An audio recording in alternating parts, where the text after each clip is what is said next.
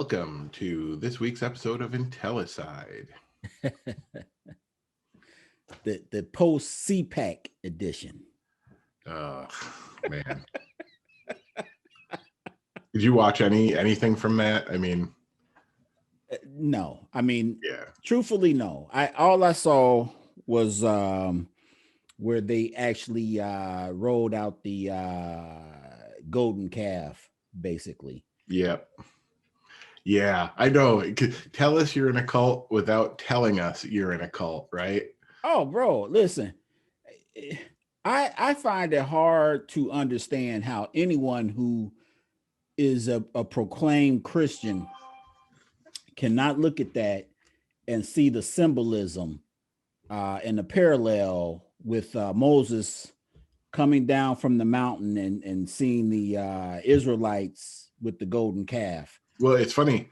If you search up the Bible, let's see, Golden Idol Bible, one of the first pictures that pops up is bro. That listen, like I said, I don't see how anyone, who calls themselves a believer can actually, not find similarities in that and come to the realization that, hey, maybe we have fallen into idolatry with President Trump.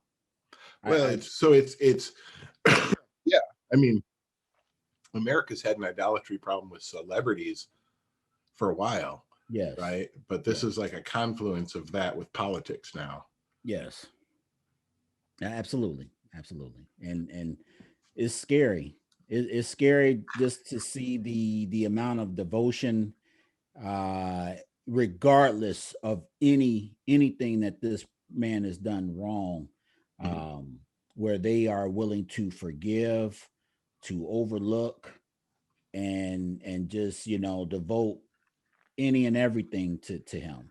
So like you like to say, Colt, I mean, it's very hard to deny that. Yeah, I mean, it is. It's so on the nose, right? It is. I don't know. It's funny how offended they get when you say that too. It's like, dude, you're in a cult. Oh, how dare you? It's like, dude, really? Like, Golden Idol. Right. Oh yeah. I mean, and they are unashamedly, unafraid to say, like, you're right, this is our leader for now and forevermore. Like, right. Well, really? Yeah. There are a few, and the problem for them is that it's such a minority that are willing to speak out and say, no, he shouldn't be the future of the party. Right. They're just ostracized, Oh yeah. The Mitt Romneys and Justin Amash and I mean, even the Representative Cheney. I mean, as much as I didn't Liz like Cheney. Her father. I know Liz Cheney. Oh my God. Right. She's listen. It's funny. I heard somebody like talking about how Liz Cheney's some far left liberal. I'm like, oh my God. Are you serious? Like, really? Come on now. I'm like, and the thing is, it was like someone younger. I'm like, really? Right. Yes. Yes. You don't know. Hey, 1 second. Oh, can't find it. All right. Never mind. You have one of Liz Cheney's books or something? Oh, yeah. Well, yeah, I did. Of course. No, I just don't understand. We're at a point in politics where you have to be on the extreme. I mean, and this goes for the left as well. You can't be a moderate. You can't be someone who says, hey, I believe in, in this, but, I also believe in that. And, conservatives, they're a minority in either party. Yeah. Well, it's weird. I mean, the problem with the two-party system is it does end up, no matter which party you're in, you end up having kooks in either party, right? Right. The problem is that in the Democratic side, they tend to call them out and ostracize them within the party, right? Like the cancel culture thing, right? Where they're like, look, they'll tell somebody, look, you're kind of a nut, right? but on the Republican side, as long as they're like toe the line, no additional comments are too crazy. Right. You know, like they can say whatever they want as long as they're willing to toe the line of the big lie, right? Yep. Like the election was stolen or whatever, and Jewish space lasers. Yeah. Well, right. What's the CEO's name? Mike Lindell. Oh, the pillow guy. Yeah. Yeah. So he's being sued by Dominion Systems. Right. And listen, I'm all for that. They repeatedly, they've made these way out there claims. The election was stolen. You know, Fox News, all kind of news outlets, and now when a company is suing them, Fox News backed off. Even I think Newsmax backed off of those claims. When any of the guests would, make those claims when they were being interviewed, they would always say, hey, this is that person's opinion. We cannot endorse that, etc. So now that money is at stake, they don't want to push that narrative. But this individual, Mike Lindell, continues to make that claim. So I want him to have his day in court. He still continues to push that narrative that, hey, I have evidence and that I'm going to prove it. If it was so evident, then there would have been a lot more credible and believable people that would have come forward and made that case. Well, they tried. That's the whole thing, right? Like other people tried to make that same argument in court and failed. Right. Well, so right. He's basically going to go back to court with the same arguments and evidence that they had before. Say that those people, though, that took those cases to court were credible. I mean, we're talking about Rudy Giuliani and the other lady. I mean, come on, we're talking about just as credible as the pillow guy, right? Right. I mean, how low of a bar does it? I mean, it's a pretty low bar. Right. But that's my point. That this is just a false claim right now. If there was evidence, then it would, trust me, it would have been put forward a lot sooner than now. It would have gained traction back in November and December, right, and early January before the inauguration. There was no evidence, and people continue to believe this. There's still this false narrative that the QAnon conspiracy or theory that President Trump will take office, that he will be inaugurated on what, March 6th or whatever it is. 4th, I thought. Yeah, I mean, they come up with such crazy claims, this Thursday, and they can't prove it. Like, I can come out there and say, like, yeah, the true president, is inaugurated on June, 1st. And like, who's really? This is like the definition of grasping at straws. Yes. Yeah. Yes. I mean, they're just, it's over, but they can't admit it's over. And the thing is, I guess, I don't know if he's already done it or not, but I guess Trump's supposed to speak at that CPAC conference. No, it's going to be the same old script, right? I mean, he's just going to repeat the same old grievances. Right. So it's a continuation of the same thing. What's interesting is that, they're talking about civility, right? Like the Democrats don't want to include the Republicans that, basically the only Republicans they want to work with on the investigation of the January 6th are those that voted, to uphold the election, like the ones who actually the ones who voted against certifying the election. They don't even want to work with those people because they're all basically complicit in what happened on January 6th, and they're taking offense to that. They think, oh, you're not being very civil. Right. Well, hey, listen, you know how I felt or feel about this, and we've talked about it before. The Democrats just cave no matter what. They caved on this filibuster, and and we've already reached the point, we've already seen them utilizing that. I mean, to me, it's the height of hypocrisy when you look at some of these nominees that President Trump had. I mean, bonkers, like straight up loco. Some of these federal judges that they put in place, and some of these appointments. And now you have a problem with some of President Biden's picks. Like, listen, you don't have to agree with it. But what I heard repeatedly with President Trump was, oh, just let him have who he wants. He's the president. Right. Let him have who he wants. And now, President Biden picks someone and you have a problem with it. Oh, well, this person is to this and this person is to that. It disgusts me because it wasn't like it was that long ago. Yeah. President Trump hasn't been out of office that long or whatever, and you forget that fast. It's terrible. So I don't want to hear it. Democrats, they caved too early, and they should have stuck to the guns. No, you're absolutely right. I mean, it's one of those things. We're stuck with a two-party system, which basically acts like a good cop, bad cop scenario on the American people, where they act like one's better than the other, but in the end, they're both working towards the same goal, right? Right. Yeah.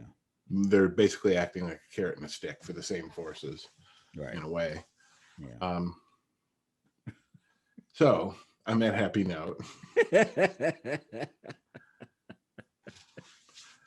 did you watch Wandavision? Yes, I did. I actually did.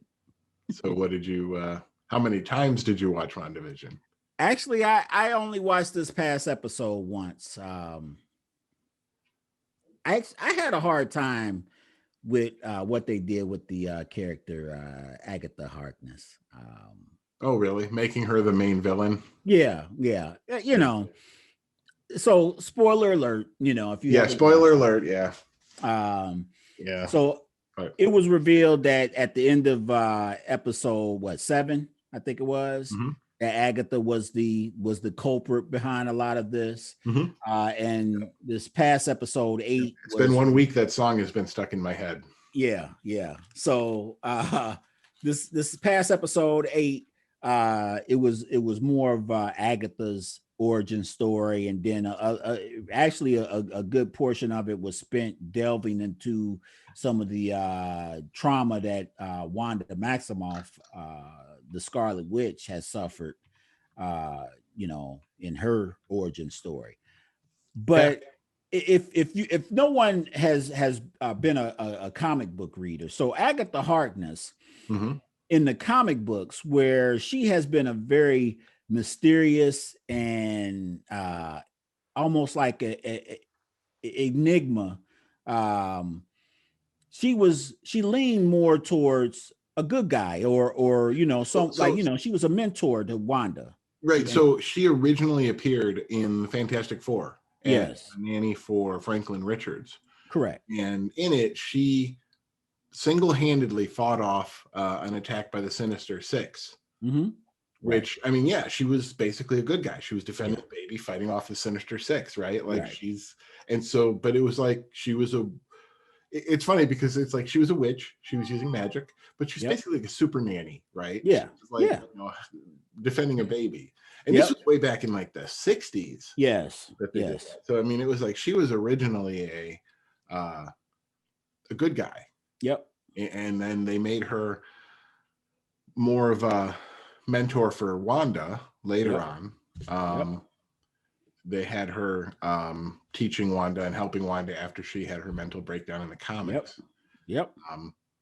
The thing that I found a little bit confusing is it made the song made me think like that Agatha was working against someone else. Yeah, I mean, and that's what I was hoping for before episode 8. Right. But episode 8, it was like, they went all in, on the bad guy part.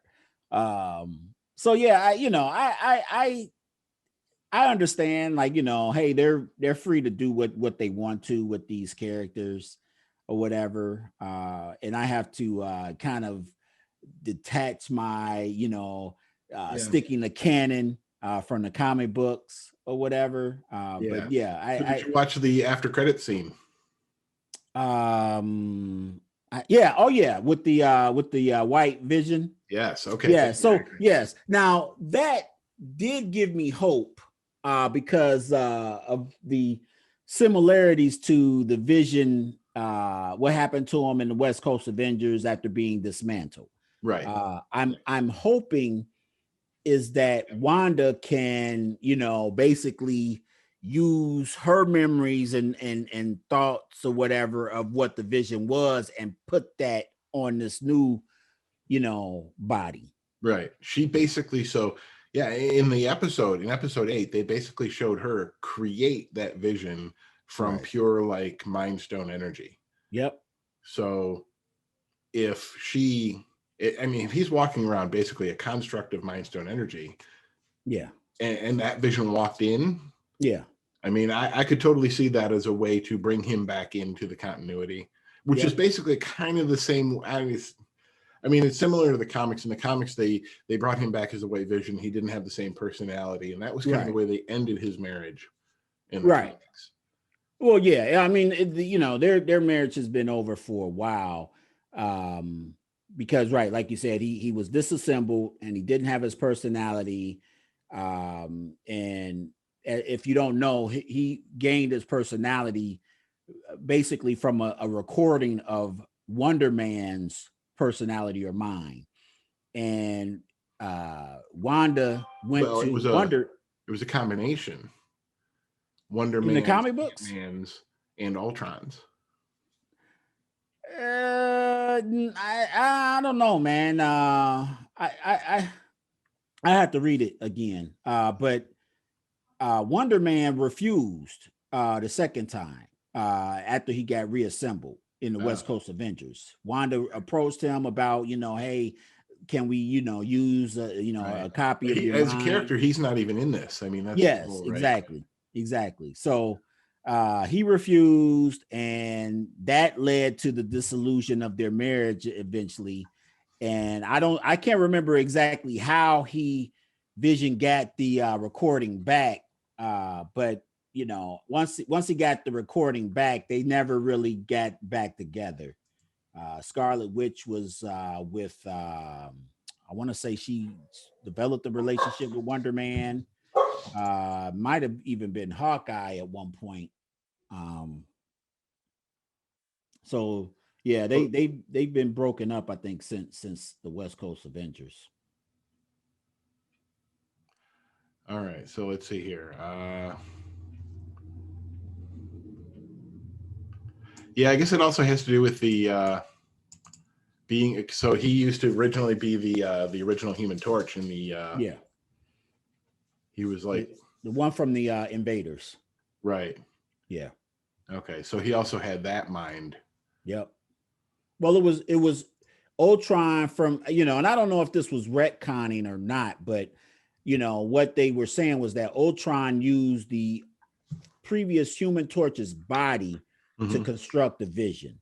Right. And like, he was supposed to be a subject of Ultron. And when he created him, he used, like when Wonder Man first died, I guess Tony Stark had created a copy of his mind patterns or whatever they said. Right. And that Ultron actually used that to create the Vision. Right. But I mean, that's the whole thing. Being the MCU, absent the character, Wonder Man. Right. I can totally see where there's one episode left, right? I mean, this is the next episode's the finale. Yeah. So, well, if you look at the times on those episodes, they've all been a little bit longer. Like the first episode, I want to say was like maybe 30 minutes. Yeah. This past one was like 46. So yeah, it was like it's funny. It was the 30-minute episode is actually usually like 22 minutes with commercials. Right. So like a 46-minute episode is really an hour with commercials. Yeah. So episode 1 was 30 minutes. Episode 2 was 37. 3 was 33, 4 was 35, 5 was 42. So yeah, they've all been about 40 minutes roughly for the last few episodes. 8 was the longest one, 47 minutes. Right. So hopefully they can push episode 9 closer to an hour. Yeah, I could see that. Yeah, being a finale. yep. But I mean, my prediction is that it's the cameo is going to be Doctor Strange. You think and so? that my thought is that the logical end of this would be Doctor Strange shows up and puts the Mind Stone back in the Vision, so to speak.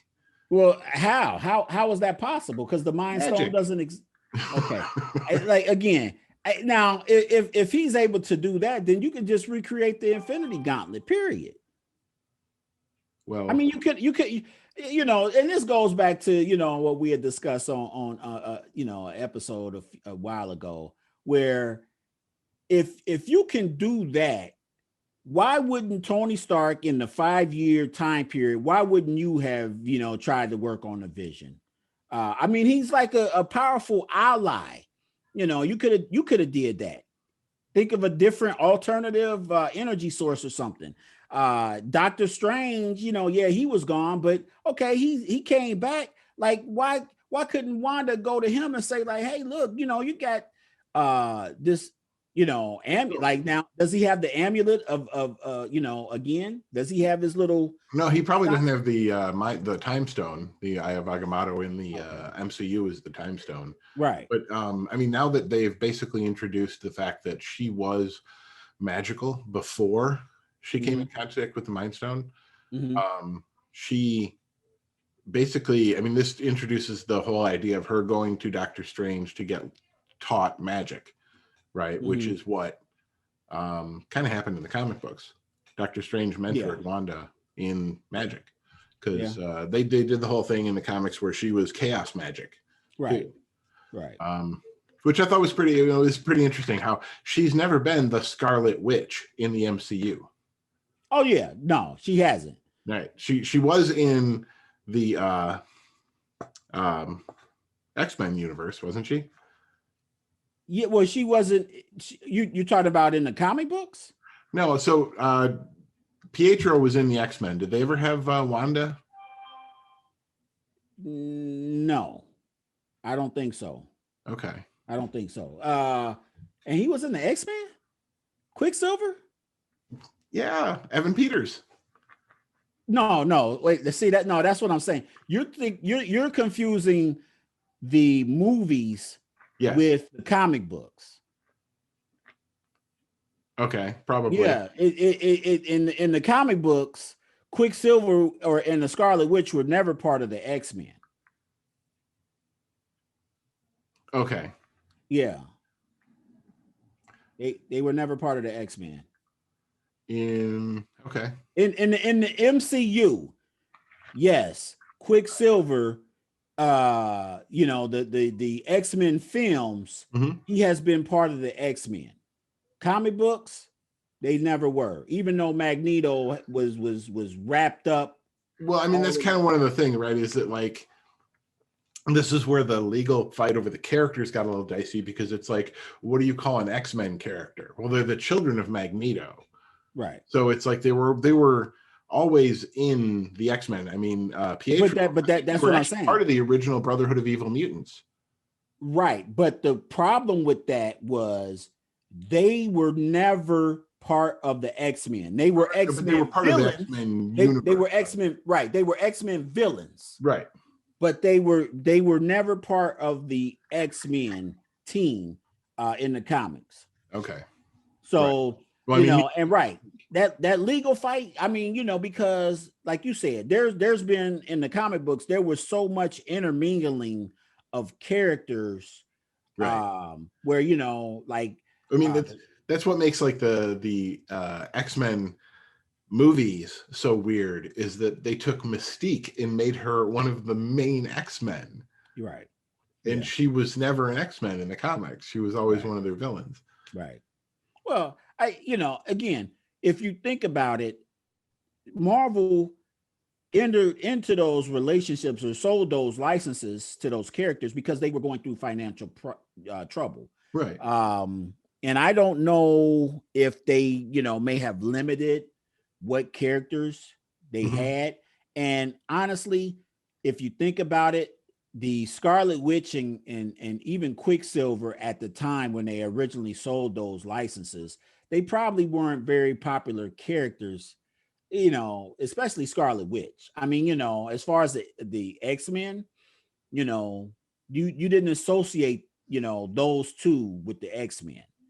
And maybe when they started, and I'm going back to, when Halle Berry was Storm, that, those original X-Men films. Now, when they relaunched with, like you said, Evan Peters, what was her name that was in the Game of Thrones? The new Jean Grey. Yeah. So when they relaunched those titles, or those characters, yes, they included Quicksilver, and maybe Fox was able to say, well, since this is the son of Magneto, but I think by that time, the Scarlet Witch had already been incorporated into the Avengers movies. So that they probably, were like, yeah, we'll give you a Quicksilver, but we won't give you the Scarlet Witch. Yeah, that was the compromise, probably. Yeah, it probably was. Hey, which I don't know. It's one of those things I'd like to see. A lot of people would like to see how they bring all those characters in now, right? Like now that they have the rights back. And the rumors of all the crossover casting adds a lot of things. Like Evan Peters showing up in this opens the door for, once the multiverse of madness hits, who knows what they're gonna say. Right. And so I'm not gonna have any expectations, because again, the way that Agatha explained that, that Quicksilver, I'm like, oh man, like, I would have wish she would have just said, like, you're right, I grabbed somebody from another dimension or something. She doesn't know where it came from, does she? Well, I thought she had said that, she brought him about, but she didn't explain, like, where she brought him from. Yeah, I think her actually, I don't have the clip up right now, but her actual words, I believe, was, did you like my fake Pietro, my Fietro, as I call him? She called it a crystalline possession, which basically means, and she said, it wasn't me per se, but my eyes and ears. And that's basically what a crystalline possession is something of like she was possessing his eyes and ears to spy on Wanda. Right. Which is why he was asking the same question she was when she was possessing Quicksilver. But the whole thing is she's a witch from like way back in the day, right? Right. My thought is that she doesn't fully understand where she gets, when she made a fake Pietro with her magic, she probably did pull him from another universe, but has no idea that she did that. Well, I hope that's the case. Yeah. But that's, really Doctor Strange in the Multiverse of Madness, I imagine, will open that door. And when is that movie supposed to come out? Next year, I believe. See, I understand that COVID delayed a lot of things, but that's one of the things I was really upset with Disney or Marvel is, the Falcon and Winter Soldier was supposed to debut last year. Yeah. And it got delayed due to the pandemic or whatever. We've already had 2 seasons of The Mandalorian, dude. And I mean, I like The Mandalorian. Doctor Strange and Multiverse of Madness is not scheduled to start until March 25th, 2022. Yeah, see, so more than a year. Right. Listen, you guys seriously have this Disney Plus. Now, you can have programming year round. Like, the Falcon and Winter Soldier is only it's supposed to be 6 episodes. Now, I don't know how long those episodes are. And I expect that they're going to be a lot longer than the WandaVision episodes. This is interesting. The IMDb page for the Multiverse of Madness has America Chavez. Yeah. One of the characters. Yeah. Miss America. That's pretty cool. Yeah. Well, I mean, you know what her superpower is, right? Well, she can open up portals to any world, right? Yeah, anywhere, she can kick holes in space and time. Yeah. So that fits. I mean, but it's I guess me outside looking in, like, Marvel has done a good job with these releases or whatever in the theaters. But now that we have Disney Plus and you're trying to incorporate this platform, I don't understand, like, how you don't have basically something year round. Well, it's interesting. I think 2020 is going to change the whole landscape. Like, they had a similar thing when they had Agents of S.H.I.E.L.D. and those other shows that were supposed to be happening within the same universe. Like, it started out, Agents of S.H.I.E.L.D. was happening in the same universe as the Avengers, but like within the second season or third season, it quickly got away from that and suddenly said it was no longer canon in the MCU. Well, right. I mean, you did read about that, right? I mean, it wasn't really necessarily by choice. And I want to say that the Marvel heads basically cut that show loose. And the show, at first, they wanted to incorporate a lot of stuff, but they felt a lot of freedom after they were cut loose, where they can go anywhere. Yeah, true. Well, I found this personally really interesting, what they're able to do with Wandavision, because I mean, it's literally like 6 hours of content, right, or more. So depending upon, let me see, you got actually a little more than 6 hours of content dedicated to the one character, which is, I mean, more than you could do in a single film. Right. I mean, this is more in depth than they'll be able to go with the Scarlet Witch in a whole feature-length movie, No, I appreciate that. But what I'm saying is, you look at regular television shows. Bless you. Most network television shows are like 22 episodes. I mean, they can be even more. 13 to 22, depending upon the. Well, you're to me, see, you're falling into that Netflix trap. Netflix shows are typically about 13 episodes. Well, if you go to Netflix, though, the networks had started doing that stupid half season thing.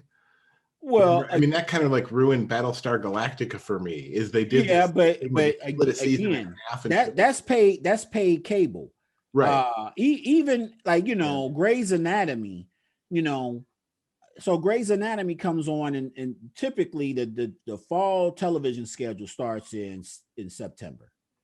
So if you figure you got September, October, that's at least 8 episodes that you can show.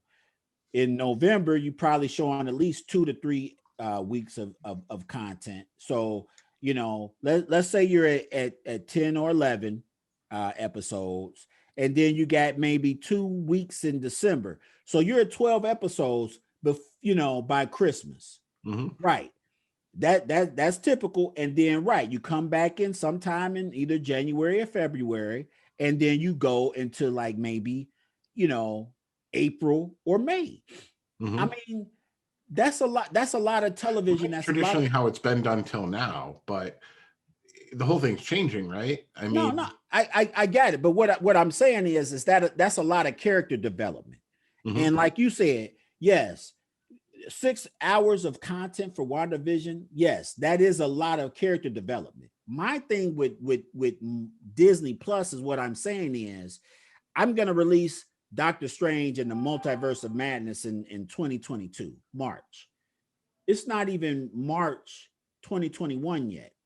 So, that first episode of or that last episode of WandaVision, it's literally a year before that movie comes out that continues that. Right. The Falcon and Winter Soldier comes out, and there's 6 episodes. So you might be at the beginning of May or middle of May then. Mm-hmm. So what do you do? Like, what I'm saying is, like, okay, we're in May now. We still got, June, July, August. Well, I mean, all the way to summers are December. typically dead for content anyway, right? Well, typically, but you're also not paying for, network television if you just got an antenna. I'm paying for Disney Plus. Right. Yeah. You expect a schedule. Well, so there was actually, I don't have a copy in front of me, but I saw of course, a TikTok video where someone was showing the schedule of Disney Plus, and basically every week this year has some new content coming out this year, because they basically go from WandaVision ends next week. Then the week after WandaVision, there's a making of WandaVision special thing that comes out, and then the week after that, Falcon and Winter Soldier starts. And there's a cadence like that through the whole year, where every week there's something new coming out. Well, hey, I mean, they have to compete with, especially like Netflix. Netflix released, their schedule, and Netflix is dropping content that, like, you had no idea they were even making, and like, boom, a whole series drops. You're like, I didn't even know that. Right. Well, right. But I mean, again, I don't mind that. And I don't watch everything on Netflix. I mean, I watch a lot of stuff, but the thing about Netflix is, they're releasing romance, they're releasing young adult, they're releasing, action. I mean, their genres are a wealth of they span a wealth of genres. Well, Disney Plus doesn't have that. Right. I mean, Netflix is kind of I'm not even sure how to describe it. Netflix is kind of they're creating so much content that's why they're the method that they do, where they release the whole thing at once, right? Not like one episode a week for most things, because they're releasing so much content. Instead of one episode a week, it's like whole shows every week that they're producing.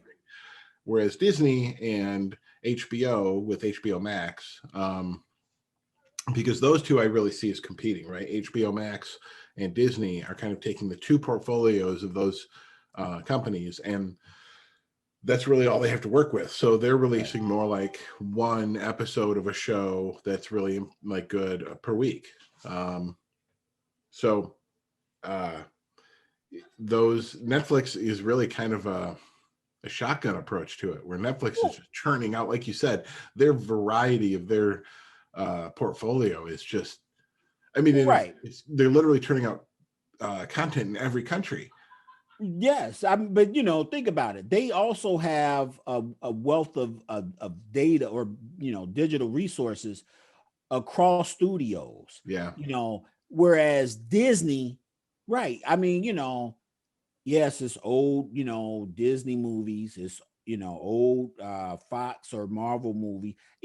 Their content is restricted to the licenses that they hold. Right. Netflix, hey, as long as you're willing to sign a contract with us, and especially the material that we didn't produce, you want to watch an old movie, here you go, you can watch that. You want to watch a series from Brazil or Europe, here you go. So taking this a little bit full circle, speaking of golden idols and movie licenses, have you ever seen the movie Dogma? Yes, a long time ago. The Kevin Smith movie. Yeah. And in the movie, it has two fallen angels who take it upon themselves to go. There's a company, and the company comes out with basically a golden idol of their mascot. And these two angels go, and they basically just like wipe out the board of the company for creating this golden idol. Yep. And the funny thing is, I just heard the story. You know why you can't find Dogma anywhere anymore? No. Apparently, the rights to the movie Dogma are owned by Harvey Weinstein personally. Really? Yeah, he owns the rights to Dogma. So what? He doesn't want to release it, to get more money? I mean, because that's a very popular movie. I don't know about very popular. It's got kind of a cult following. Well, right. But I mean, the people that love Dogma, they love Dogma. Yeah. I might have had a copy on VHS back in the day, but. Oh, man. Well, Harvey Weinstein. Oh, yeah. It was actually a talk with Kevin Smith where Kevin Smith was telling the story about how Harvey actually owns those rights. Wow. Hey, I mean, even perverts, or have some, good breaks or whatever. Well, I guess that's part of it too, is that he and Kevin Smith had a falling out. And so that might be part of why he just won't release the movie, because if he does, then he's got to it'll benefit Kevin Smith. And he's just like, right. Screw you, Kevin Smith. Well, I mean, isn't that how he maintained his power in Hollywood for so long? A lot of people were scared of retribution from him. Yeah. There was a clip I saw recently of Courtney Love during a one of those red carpet interviews. And they asked her, like, do you have any advice for young actors or actresses? And she makes this comment like, oh, I'm probably going to get sued for this. But she says, if Harvey Weinstein invites you to a private party, don't do it. Right. Yeah. Well, I mean, listen, back in 2000 or whatever. He's the most famous example, but he's not the only one. Oh, I mean, that's the whole thing. Right. Power corrupts, right? Right. The casting couch in Hollywood has had a long history, well before Harvey Weinstein got there. Right. It was a trope before he was around. Yeah. Right. So, like, let's be honest. It was a lot of guys. Hollywood, just like America, has had a very corrupt part of its history or whatever, even though it has some good things about it. It's had some very bad things about it. I forget what I was watching. It was about, what was her name? It was an actress. I want to say it was Kim Novak. That she had a secret love affair with Sammy Davis Jr. And the studio heads were basically like, no, we can't allow you to have a love affair with a black man. Oh my God. Really? Yeah. So, things like that. And they basically were going to ruin his career. And I think that even the mob had to step in and basically threaten Sammy Davis Jr. I've heard a few stories about the kind of stuff he had to put up with I can't even imagine, but there was a thing I saw recently about a certain recording studio that when he was recording with Sinatra and some of the other guys, that they wanted him to like use another microphone that was like off to the side. And all the other guys were like, what are you doing? And it was like a policy of like, they got into a fight with the owner of the studio over it. Right. We're basically like, no, he sings with us. And but they threatened to leave and everything. And it was like, right. Hey, but that's the kind of stuff though, that I'm sure his whole life, he probably. Right. But again, people didn't have a problem with that. And I'm not saying everybody, but that kind of behavior, gets, it goes on because people get immune to it. They overlook it. Like, hey, that's just the way it is. Right. Same thing with this Hollywood stuff. You got a guy that's raping women and misusing, abusing his power and sexually assaulting them. Look at what is her name? Annabella Sciorra. She said that he raped her, and I believe it. Yeah, so. I do too. It's one of those things where people in power, like they're talking about like the sexual harassment allegations against Governor Cuomo. And it's like, yeah, I'm not surprised. He's a pretty powerful person. Right. And he kind of,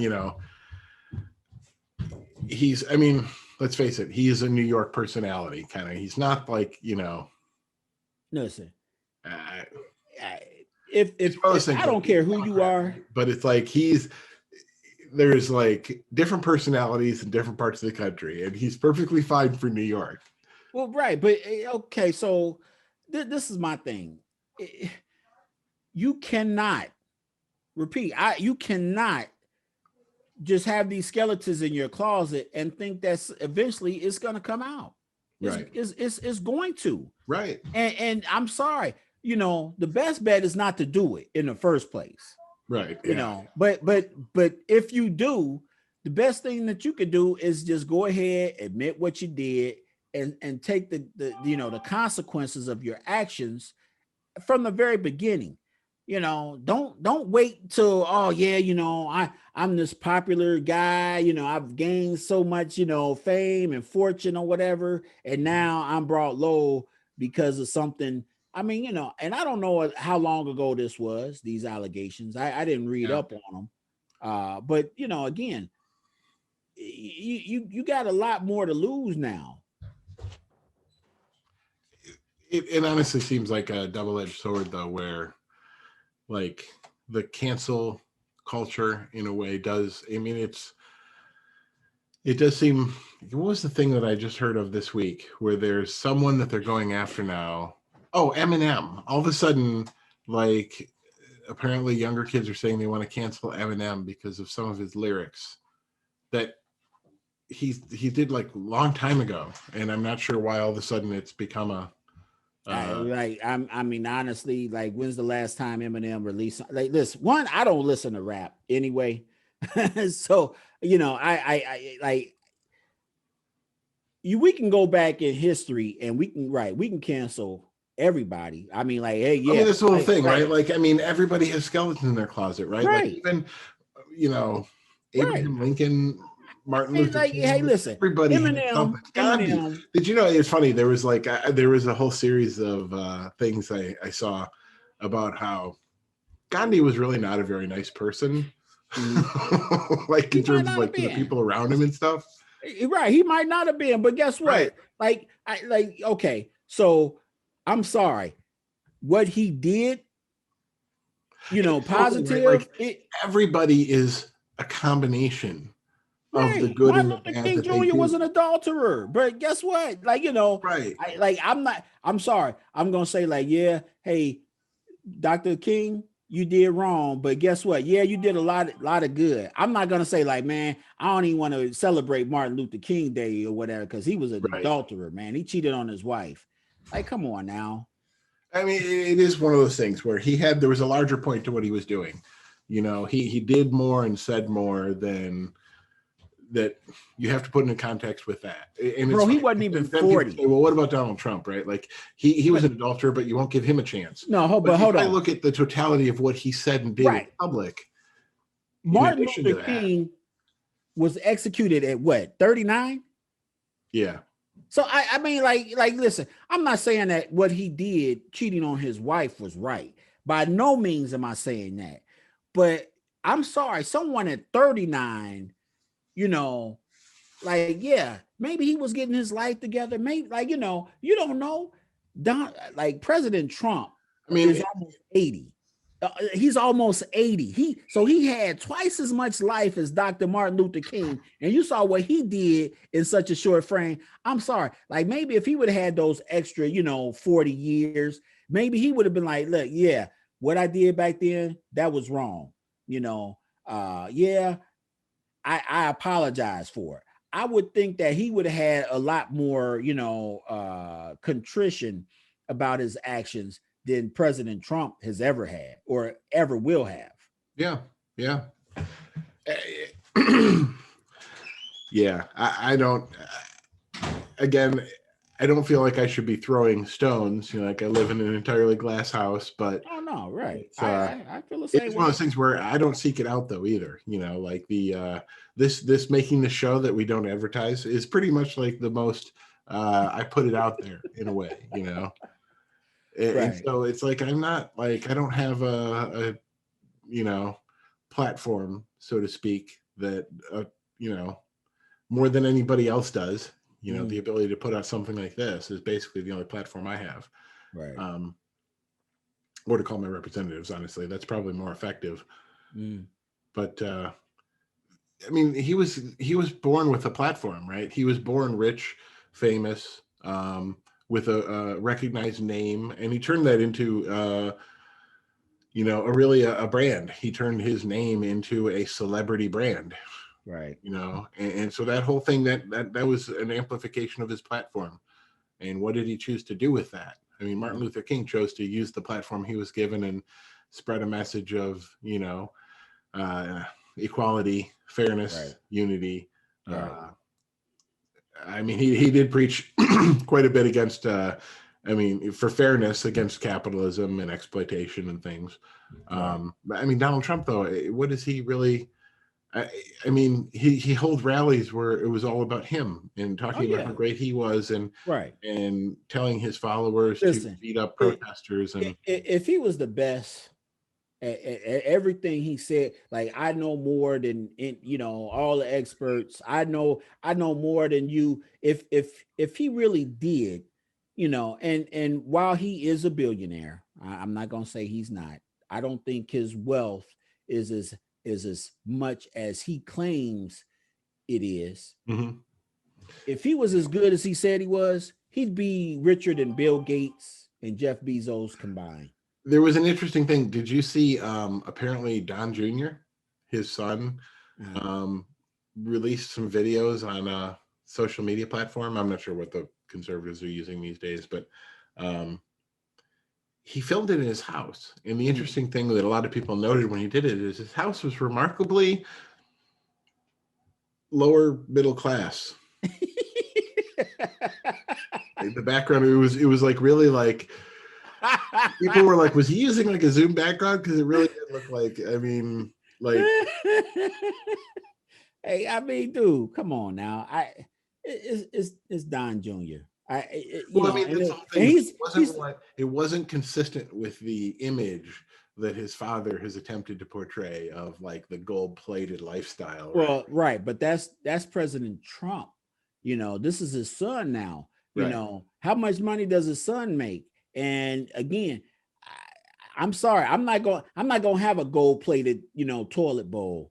I'm sorry, that's a lot of money. That, you know, I can spend my money. I had that much gold. That's not where I would put it. I mean, no. So yeah, I'm not surprised by that. And yeah, this is supposed to be the smart one. That's all I got to say. I find Saturday Night Live, I think, has been remarkably on point with those two. Yep. But man, yeah, I do think it's going to be a good year, though. I personally, I don't know about you, but I'm pretty excited for the Godzilla versus King Kong movie that's coming out in a month. Yep. The trailers for that look really good. Oh yeah, they do. You know what? And I think they've done a good job with those you know, Godzilla movies. I particularly like, well, I like the last one, especially what was her name? Vera Farmiga. I really like that one or whatever, especially like, you know, hey, we're like, you know, ecological terrorists or whatever, and we're gonna use King Kong or Godzilla to, you know, basically take us back to a time where humanity can't, you know, destroy the earth. I actually like that, you know, plot twist. I watched the movie a couple of times, honestly, and it's kind of funny how it has this she has this whole plan, like she thinks she knows what she's doing, right? Like she has this whole idea that like the Titans are the real owners of Earth, and so we just need to release them one at a time, and that'll set everything right. Only like there was this whole thing going on that she had no idea about with an alien from space that was trying to be there's this whole thing. So it's like they unlocked the first one that they released. They're like, oh, well, that wasn't anything like I thought it was going to be. And they literally spend the rest of the movie going, well, we screwed that up, didn't we? Yeah. Hey, but isn't that's apropos, man? Like mankind is usually like that. Like, hey, we got a great plan. Yeah, didn't work out like we thought it was. I mean, it's funny because that's kind of how the whole movie goes. Is it's like, you know, the bad guys start out the movie like they have this whole plan. They release the first monster, and then the rest of the movie they're just in hiding, going, "Well, we screwed that up." Yeah. I did. I enjoyed it, man. So it's good. Like what's the studio that released that? Legendary. Yeah, but I thought they were a subsidiary of someone. Probably, I mean Fox, because it's going to be released on HBO. HBO. Okay. So like these interconnected universes or whatever, like, you know, Godzilla and King Kong, I don't have a problem with that. I know what was it, Paramount? Mm-hmm. Yeah, it's Warner Brothers that the head studio. Okay.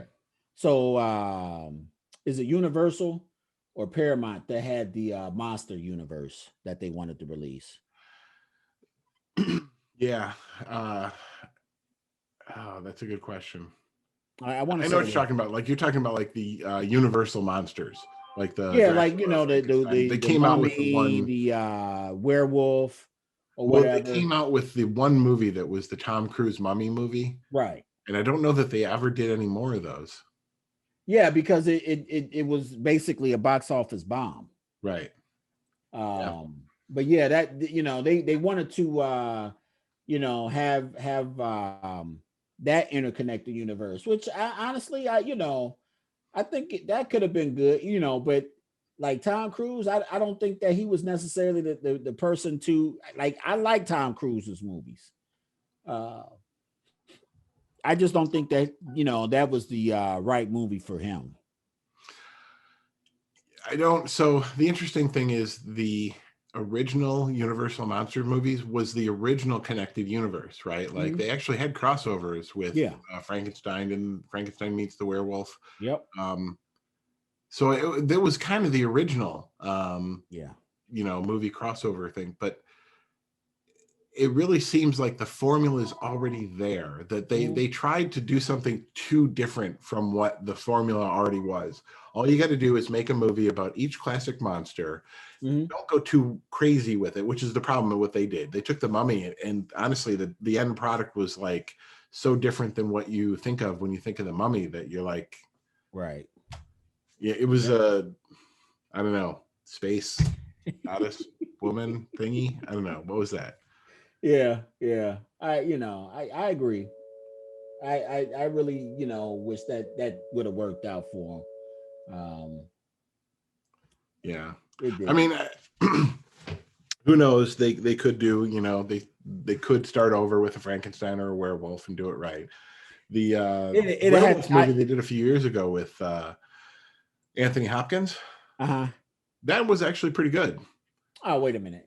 Was it Benicio del Toro? But that wasn't that a long time ago?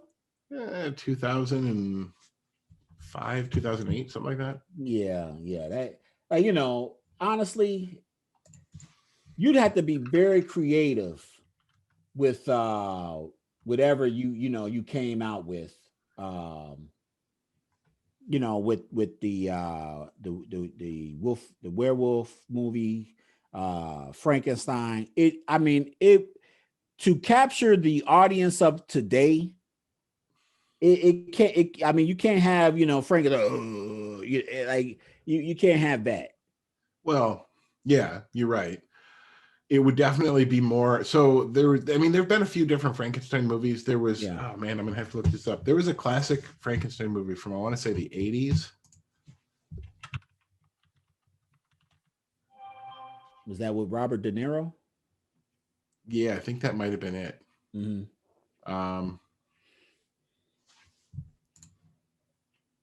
With De Niro.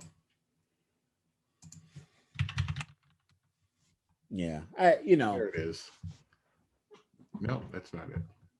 Yeah, it basically, there's been a few different versions of Frankenstein that are more complex than the original. Right. I mean, you know, originally he could just talk, don't make if it I like, remember correctly, right? What's that? Couldn't he talk? In the book? Couldn't he talk? In the book, yeah. Yeah. I mean, so, you know, right. If you have something that adheres to the book, that might be a little bit more better reception in today's audience than what they had back in the 30s, 40s. Yeah. Well, and so it's when Mary Shelley wrote Frankenstein, it was supposedly based on some crazy experience she had at the estate of Lord Byron. Like with her and her husband and Lord Byron together, they had some kind of seance and some kind of crazy experience that she based the story on this idea of life being something that is manipulatable, or something that you could create yourself. Right. At the same time, it's like some of the stories had points that I thought were like the Bram Stoker's Dracula. The original point of the book, if you read it, isn't, the original point of the book was that he was cursed with immortality, that immortality was not seen as something, good, it was a curse. He had to live through, everyone he ever loved dying. And he was basically, he was a tortured, cursed individual because of it. Right. And that's really what made him, evil in a way, is that he was broken and separated from humanity. Right. Well, I mean, that Anne Rice Interview with a Vampire, the movie is particularly like, you do kind of get the sadness from Brad Pitt when he like, hey, I can no longer see a sunrise or a sunset. Right. Like, if you think about it in terms of humanity, like, this winter or whatever, we've had like some fairly good weather here the last few days. Like, can you imagine like I have to live in perpetual gloom or darkness? Right. Like you can never experience those nice days again. You can never experience the sun. Yeah, Right. It's a curse. Yeah. Yeah. That's the whole, which I don't know. We probably better wrap it up though. I think we're a little over an hour. All right. Well, but this was great. So next week, the season finale of WandaVision. We should definitely record our final review. Yes, sir. Yes, sir. All right. The post WandaVision episode next week. Yes, sir. Well, right, hey, I can't wait, man. Sounds good. All right. All right. This is Intellicide. Signing off. Yes, sir. See you next week. See ya. Yep.